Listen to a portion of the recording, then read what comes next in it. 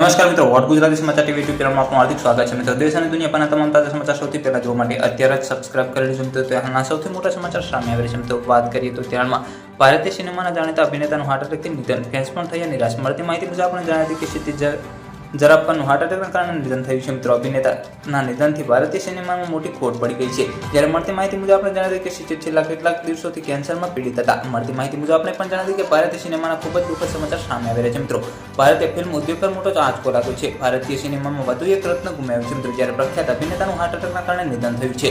જ્યારે મળતી માહિતી મુજબ આપણે જણાવી કે જ્યારે એમ કહેવાય કે અભિનેતાના નિધનથી તેમના ચાહકો ખૂબ જ દુઃખી થયા છે અને તેમના માટે પ્રાર્થના કરી રહ્યા છે કે દરેક લોકો તેમને શ્રદ્ધાંજલિ પણ આપી રહ્યા છે. અભિનેતાઓ નિધનથી ભારતીય સિનેમામાં મોટી ખોટ પડી છે.